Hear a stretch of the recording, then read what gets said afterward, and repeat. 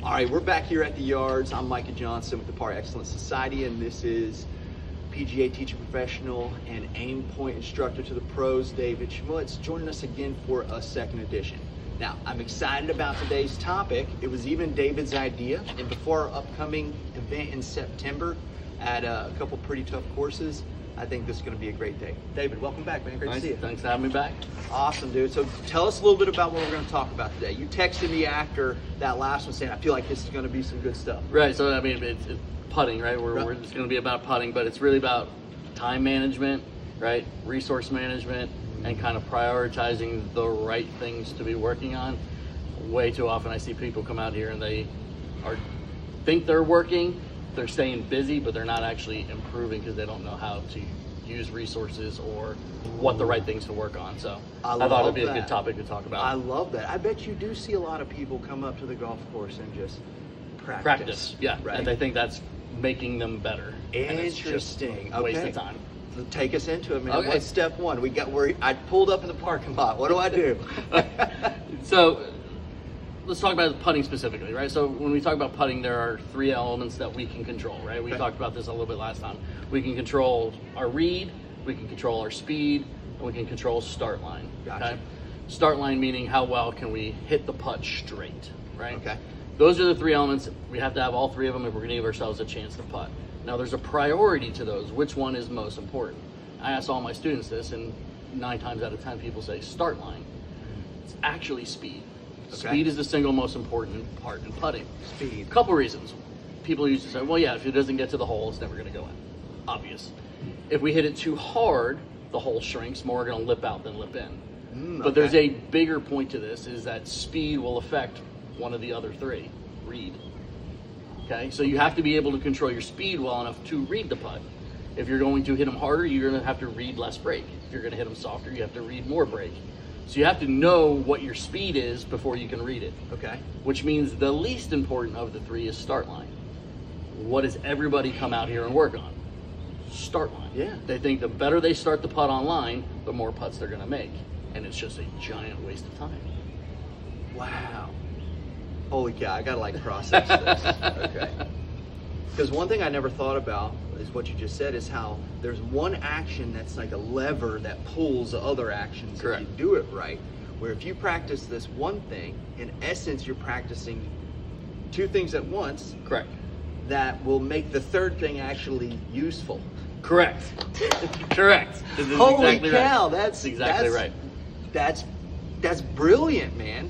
Okay, so let's take a look at so step how do we practice that? How do we practice that, right? So let's start talking about time management and resource management. I think those two kind of go hand in hand. If you're going to work start line, I'm not saying start line is not important. Obviously, we need to be able to start it relatively straight. But that can be done at home. Okay? Work on a flat surface, whether you use a ruler, put it down the ruler, or gates, or whatever. You can do all of that at home. And at home, obviously, you can get way more reps in anytime you want, in 5-10 minute increments. Yeah.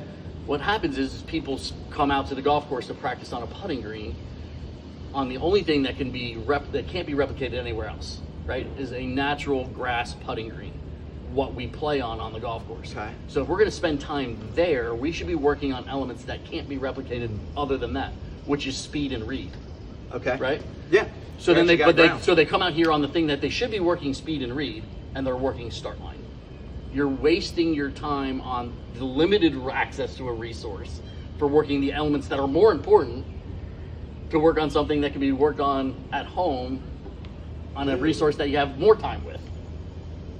That's fascinating. See what I'm saying? Yeah, because I'm thinking about my own self and the practice I do at home, and how even with putting, sometimes I discount it because I'm not at the putting green, where I won't let it be practice. Right. Almost like, well, this doesn't count, I'm just at home. Right. Where what you just said is the exact opposite. Find a place, put down the ruler. I love that drill, and it really doesn't matter what happens after the ruler. It doesn't even go in anywhere. No. That's not part of that point. And then when you get to the course, the only thing we're working on is speed. Yes. Holy cow. Yeah. Okay. Right. Yeah. I just accepted like 2 years worth of practice at home into my system right then. Here we go. Start line, again, at home, I love the yardstick drill, right? if I can put the ball at the kind of the 30-inch mark on the yardstick and roll it down the end of the yardstick, my start line is as good as it's ever going to need to be. Okay. I am starting it down a 2-inch wide path for 3 feet. At that point, the green is going to take it wherever it needs to go. Yep. Your start line's as good as it ever is going to need to be. From there, if you're going to make putts, it's going to come down to how well do you read it and how well do you match the speed. And nobody spends enough time working on speed. No, I don't, for No. sure. And it's since the lesson that we've had, it's starting to stick way more through the fairway in the irons, and I'm getting to the green, and I'm having 6 or 7 3-putts around that are just throwing strokes away. Yeah. And it's really around the fact that I go more worried about, can I at least get it started right, than if I can get it around the hole or all the, man, Correct. holy cow. Okay. Correct. So just a quick recap on the yardstick rule or the yardstick drill and the ruler drill. If you're not sure what that is, the ruler drill is where you put it on the end and just putt it 12 inches. I'm now going to get my yardstick out because I like his version better, where you literally lay it on the ground on a flat surface, put the ball at 30 and just putt it down over and over and over Yep. again. And what it does is it makes your brain know for sure this is going in the right direction. But again, I keep one in my golf bag to only to do it here. Holy cow. Yeah. So now it's my office is fixing to have Yeah, a whole it's- setup, yardsticks, Again, rulers. you'll everywhere. get more reps at home anyway, and then when you come here, now you can work on the elements that can only be worked on here. You can't work read and speed at home. That's You brilliant. can only do it here. So that's So you were saying time management, resource management. Time management, resource management. I love that because that ties into most of the guys that are watching this. They own companies, they're running companies where at our businesses, we don't do that silly mistake, actually. Right. We've already learned that if we do it, we go out of business if we spend all our time doing the wrong exercises and the wrong things at the wrong time. So the statement that I live by, the right thing at the wrong time is still the wrong thing, Right. I've now applied to golf and putting practice, because even though I may have been doing the right drill, I could have been doing a better drill at the same time that would actually, in the long run, improve my golf game. Correct. Right. Man, how many times do we think we're doing the right thing and get frustrated we're not going anywhere in golf, Right. when reality is you're doing something you don't need to do. Right.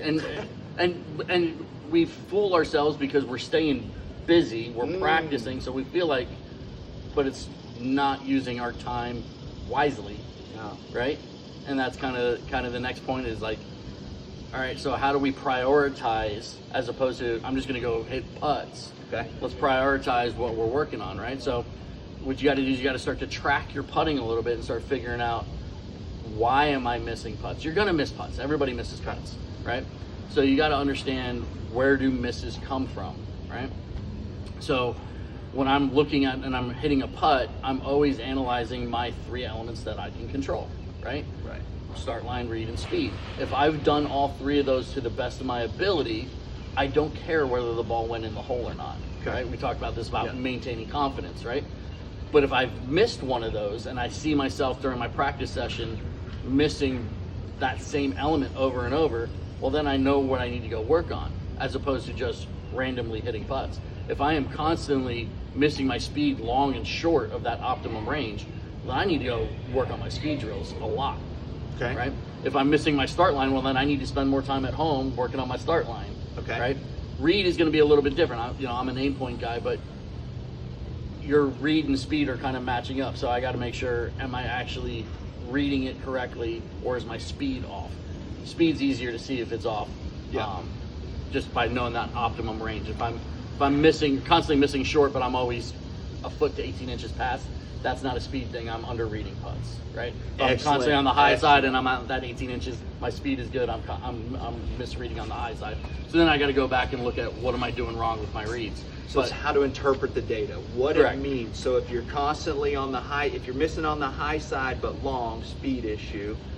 Again, or did you say read or speed? So if we're optimum distance pass, right? So Okay. we're always looking for that 12 to 18 inches 12 to pass, 18. right? If I'm always in that 12 to 18 inches pass and I'm constantly missing on the high side, then I'm overreading my putts. Okay. right? Same thing. If I'm 12 to 18 inches past and I'm always missing on the low side, I'm under reading putts. Gotcha. But if my speed is varying, where I'm, one putt I'm 3 foot past, next putt I'm a foot short, that's a speed issue. Right, that's a speed issue. Okay. You're not controlling your speed to a high enough level to actually read putts well enough to make putts. Yeah. Right. So we gotta work on speed. So those are, you start using.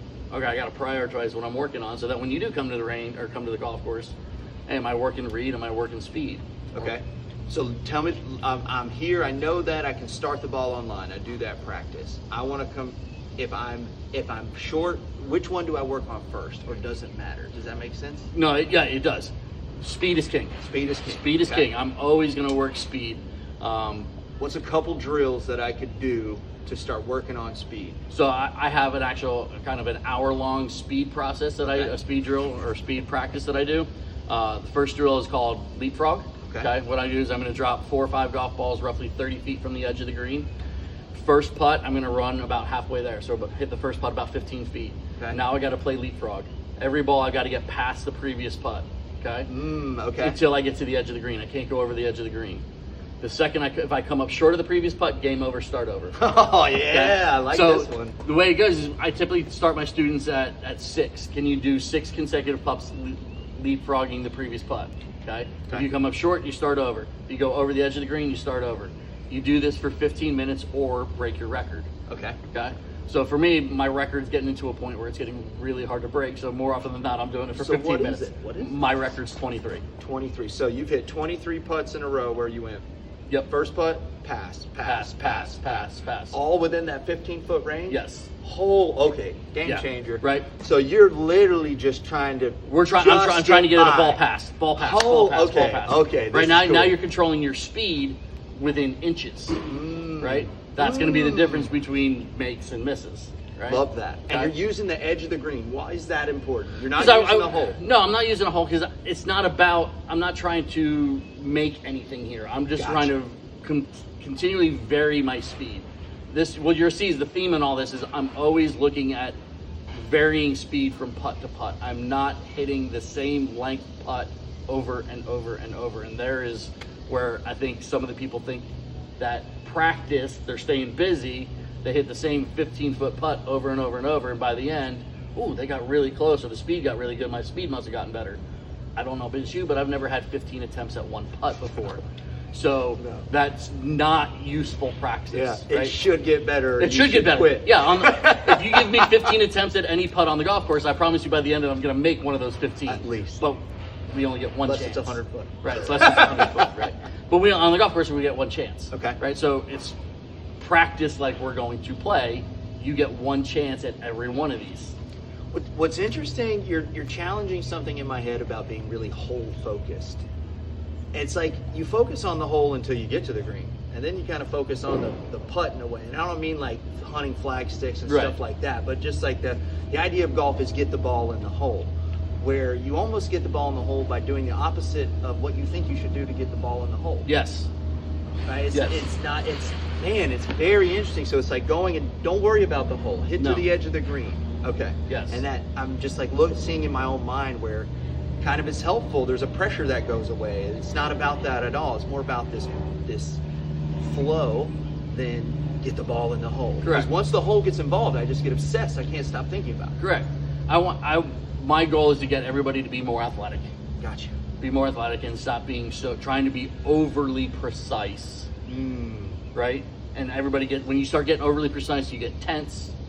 When tension gets into the golf swing or the putting stroke, we start over controlling the putter, and then everything breaks down from there. Right? I love doing this drill with students. I'll just tell them, like, here, I'm going to toss you a ball. Toss it back to me. Okay. What'd you think about when you toss it back to me? Nothing. I just threw it back to you.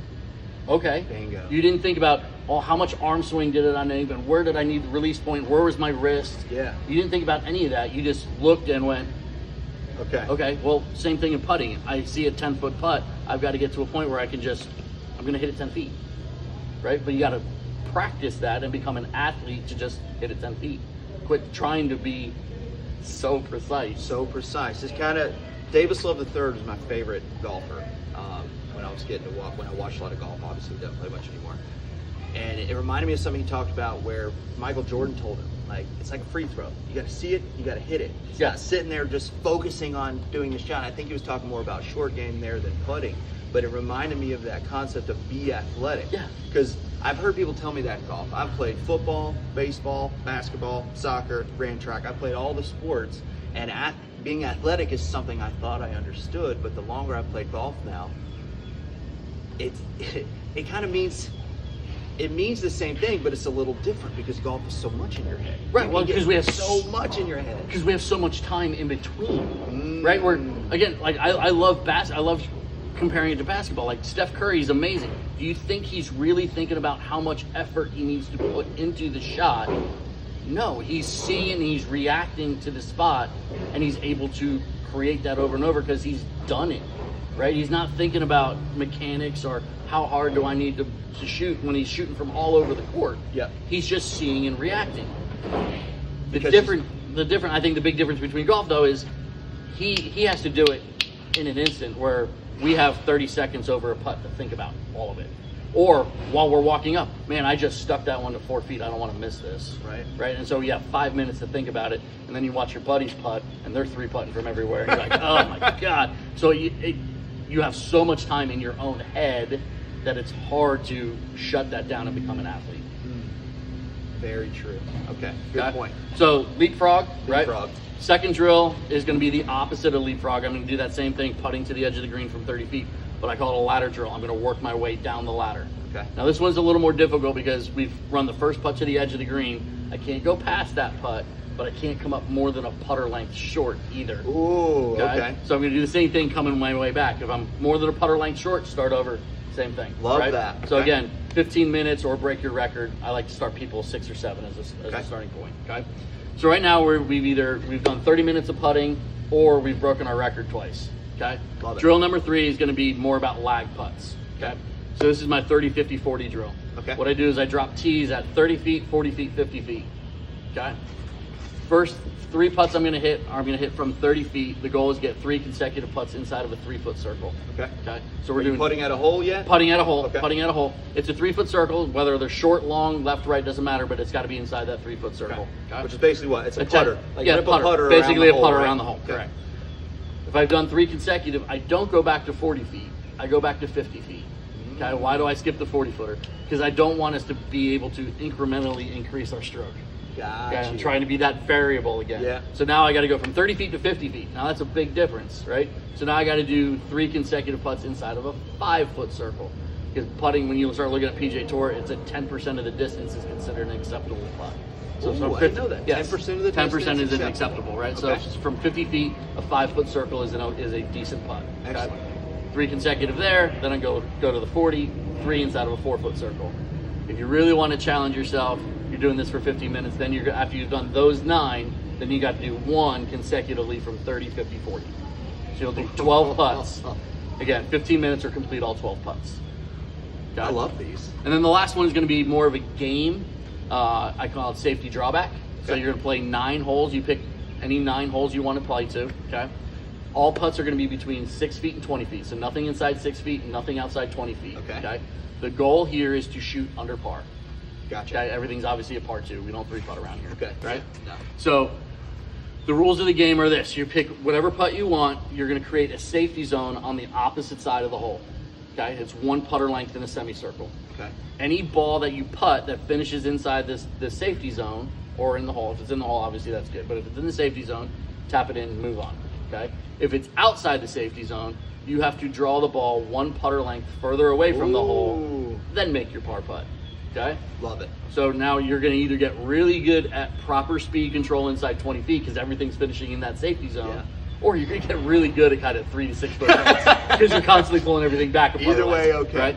It's a great game. So why do we do the safety zone inside 20 feet? Those are putts that we can make at a high enough percentage. We want to get all of those putts to the hole. Okay. Again, I keep all of my students, I don't care, regardless of handicap, PGA Tour standards.